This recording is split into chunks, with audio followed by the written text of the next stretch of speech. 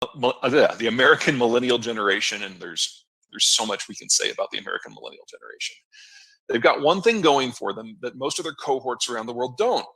They exist, and they're providing consumption to the system now, and they will be providing investment in the future.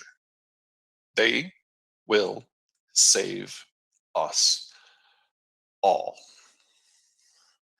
Let me give you an idea of just how lopsided everything is and the scale of the challenge that's just around the corner. What I've done here is I've stacked up all of the GDPs for all of the consumption-led economies in the world. US, of course, is the biggest one in the game. Here's where we are as of the data from last year, and here's where we'll be in 10 years.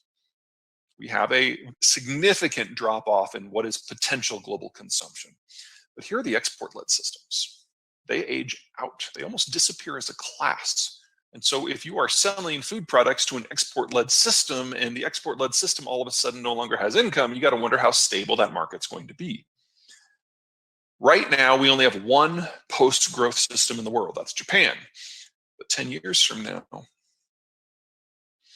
we have always known that the first half of the 2020s was going to be a consumption crash. Global consumption has already peaked.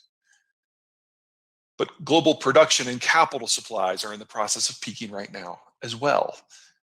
Global consumption, global production, global capital, doesn't matter which one you're looking at, none of them will recover in our lifetimes. And that was before coronavirus came along and sucker punched everyone. What we've got here is new cases of coronavirus on a 7-day moving average in per capita terms, so it's broadly comparable country to country. Anything that is above that double red arrow is at 5 per 100,000 per day. That's the level where epidemiologists say that you're not going to be able to root COVID out of your society without a mass vaccination program. The 6 countries on here are the world's 6 largest consumption-led economies. Now, for the advanced countries here, the UK, the US, and France, we know that we're probably undercounting our COVID cases by a factor of about 3. So, we're not just above that double red line, we're way above it.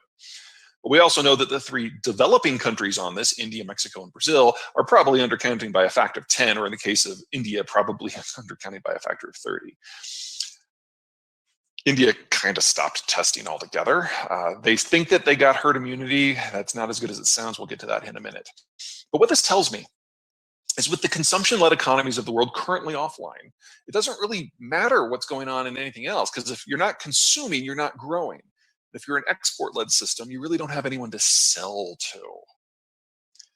So by the time the world bounces back from this, which isn't going to be this year for the world writ large, it's already too late. We're already in 2022. So folks, this is it. It's over. Most countries will never recover to the growth profile or the economic status that they had of January of last year. This is as good as it gets. Actually going to be quite a bit worse because coronavirus has evolved.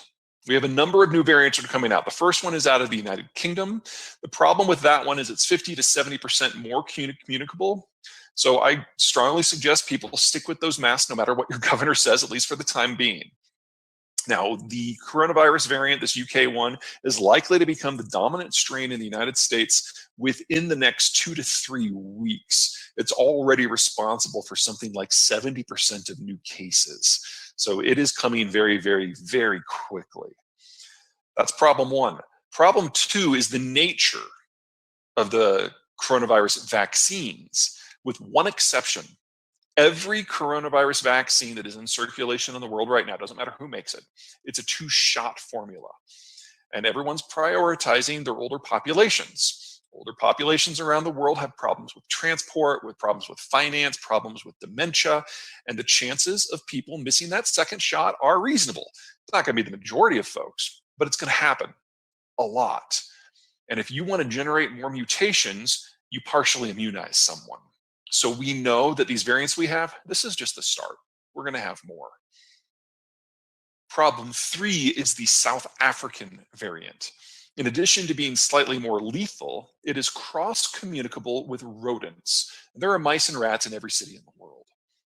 What that tells me is that coronavirus is no longer something we can get rid of. It will be with us forever, which means that we will all need to get booster shots forever. But the biggest problem I see in the short and midterm is the Brazilian variant. Now, in the Amazonian city of Manaus has a population between 2 and 3 million. It was one of the first cities to really get hit hard by the virus last year. Best guess is that by the end of our summer last year, some 3/4 of the population of the city had suffered COVID. Hospitals overflowed in stories that we've become a little inured to at this point. But then they achieved herd immunity and cases plummeted.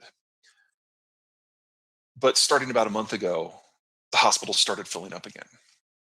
It appears that the new Brazilian variant, at least in part, can bypass pre-existing naturally gained immunity.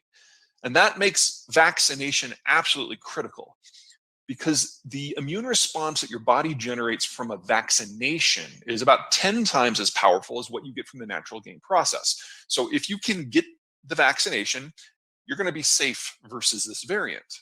But if you can't, it doesn't matter if you've had COVID before. So any country that cannot achieve mass vaccination by July is going to be facing a new wave of COVID that's at least as bad as the first. That's the entire developing world. That's all of Europe except for the United Kingdom.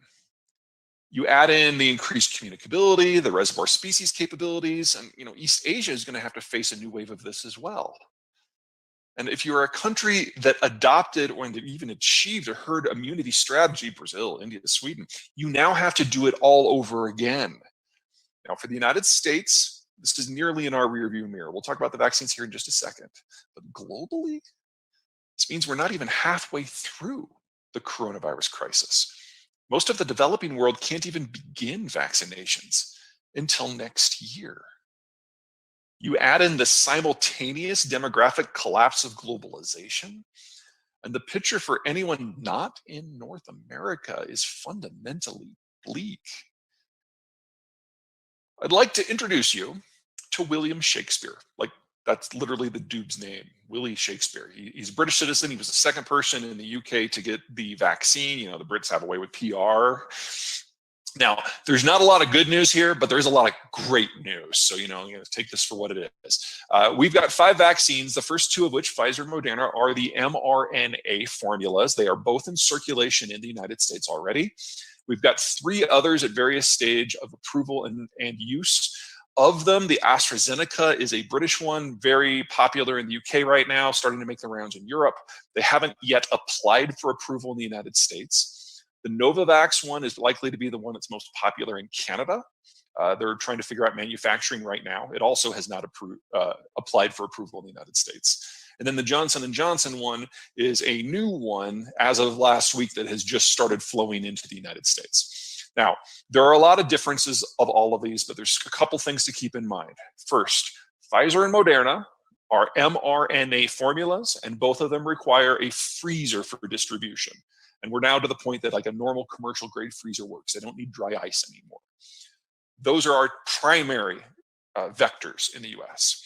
AstraZeneca in Europe, Novavax in Canada. Johnson & Johnson stands out from all of the others in that it only needs 1 shot.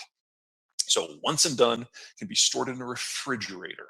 So moving forward in the months to come, the J&J formula will be instrumental in breaking the back of coronavirus around the world, but they have to generate a couple of billion doses before we get to that point. Now, whenever you are presented with the option, you should take whichever